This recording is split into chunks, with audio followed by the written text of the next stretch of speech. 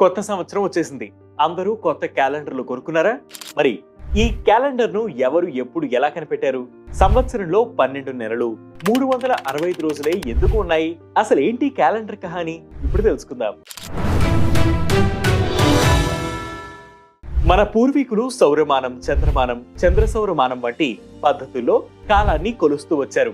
చంద్రుడి కదలికల్ని పట్టుకోవడం సులభం కాబట్టి చంద్రమానాన్ని అనుసరించేవారు. కానీ ఋతువులు సూర్యుడి గమనం పైన ఆధారపడి ఉంటాయి కాబట్టి మన దగ్గర చంద్ర సౌరమానం ప్రకారం కాలాన్ని కొలిచేవారు. దీంట్లో చంద్రకళను అనుసరించి నెలలు నడుస్తాయి. వాటికి సౌర గమనాన్ని కలపడానికి అధిక మాసాలని జోడిస్తుంటారు. ఇక క్యాలెండర్ విషయానికి వస్తే రోమ్ నగరంలో ప్రతి నెల పాడ్యమి చంద్రుడు కనిపించగానే కొత్త నెల వచ్చిందని చాటింపు వేయించేవారు. దాంతో ప్రజలు 1వ తేదీన 1 నంబర్ రాసి ఖర్చులు, అప్పులు రాయడం ప్రారంభించారు. 1 నుంచి 30 వరకు రాగానే మళ్ళీ కొత్త నెల, మళ్ళీ 1వ నెంబర్ నుంచి ప్రారంభించేవారు.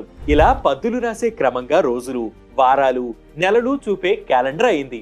అదే రోమన్ రిపబ్లిక్ క్యాలెండర్.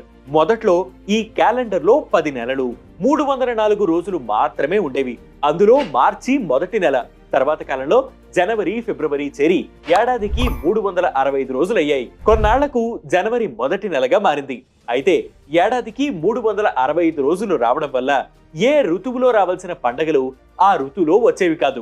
దాంతో రోమన్ పాలకుడు జూలియస్ క్యాలెండర్ ను సవరించే పనిని గ్రీకు ఖగోళ విద్వాంసుడు సోసిజెనిస్ కు అప్పగించాడు.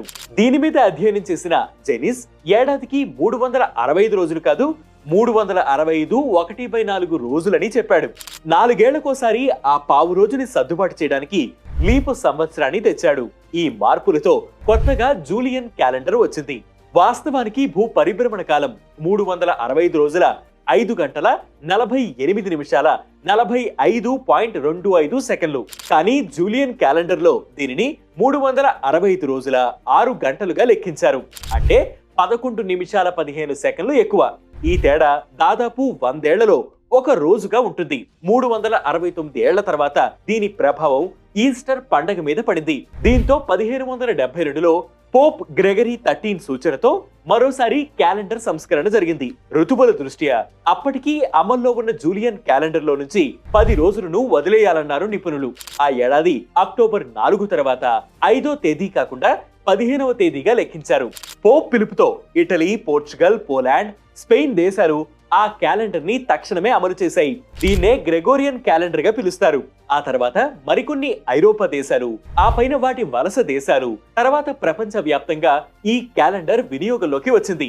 ఇప్పుడు మనం అందరం ఉపయోగిస్తున్న క్యాలెండర్ కూడా ఇదే. ఇంట్రెస్టింగ్ గా ఉంది కదా? ఇది వాటి ఎక్స్ప్లెయినర్. ఇలాంటి ఎక్స్ప్లెయినర్స్ కోసం ప్రతిరోజు వెట్ న్యూస్ యాప్ ని ఫాలో అవ్వండి. వెట్ న్యూస్ తెలుగు యూట్యూబ్ ఛానల్ ని సబ్స్క్రైబ్ చేయండి.